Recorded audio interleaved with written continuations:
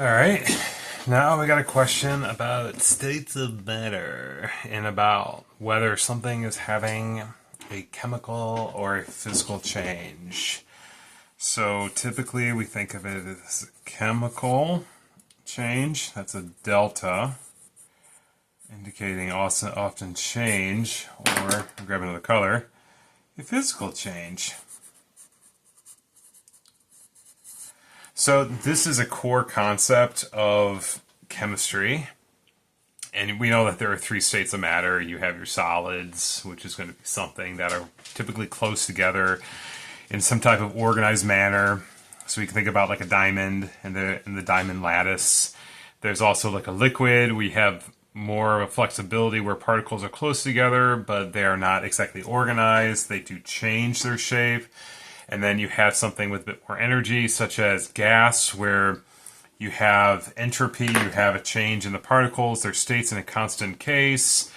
And so there's a lot you could talk about with gas laws, Beer-Lambert, etc. It's a pretty cool concept. But anyways, so typically when we think about a chemical change and a physical change, it's going to be differentiating whether or not something is like going from one state to the next, such as like somebody that's running, for example, and you had perspiration, water changing into a gas. Well, that's a physical change.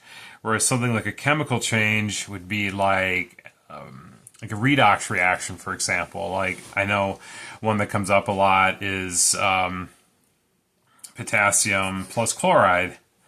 So typically potassium and you have chloride, it's going to be diatomic. So you have two, so two potassium. This is typically in this reaction a solid.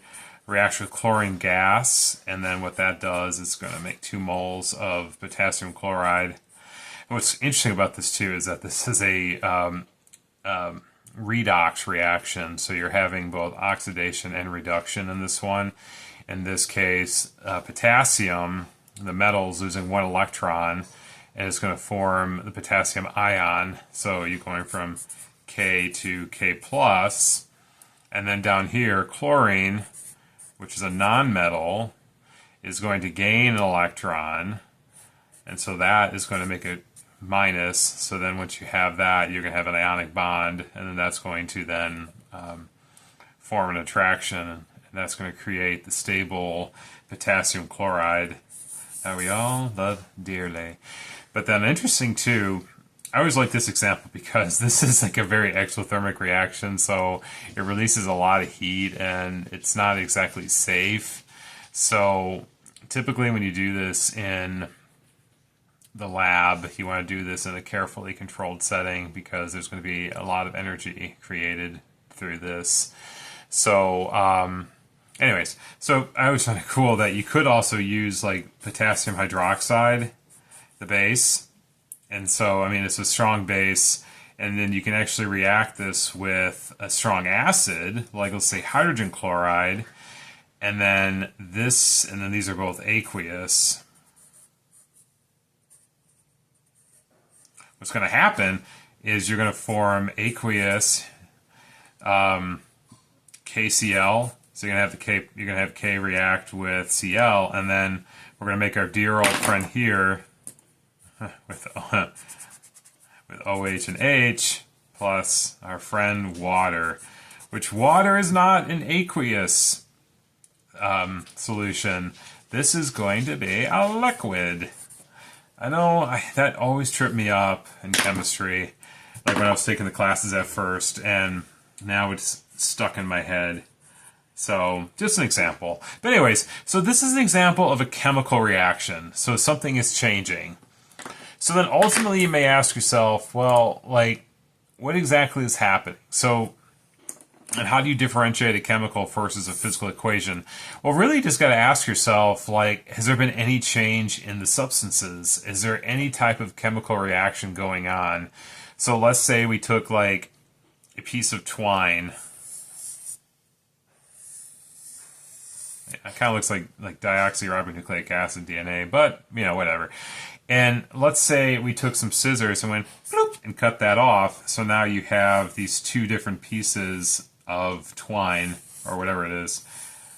Does it change in its chemical reaction, like in its chemical state? No, it doesn't. But physically, it has changed. This is a physical reaction.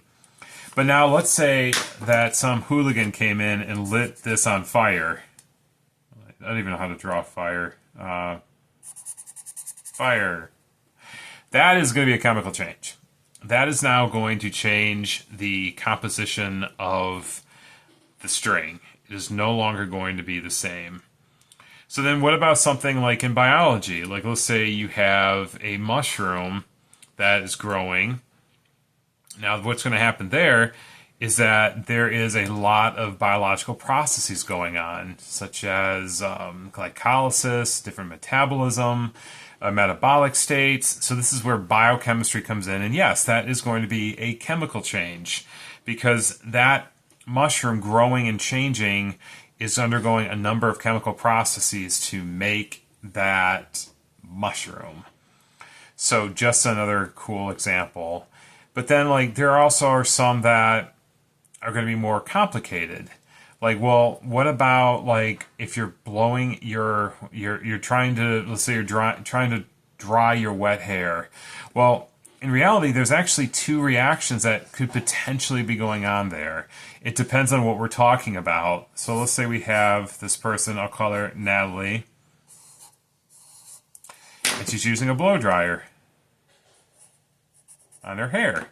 Now the question is, what is changing? Well, the chemical change would be if the water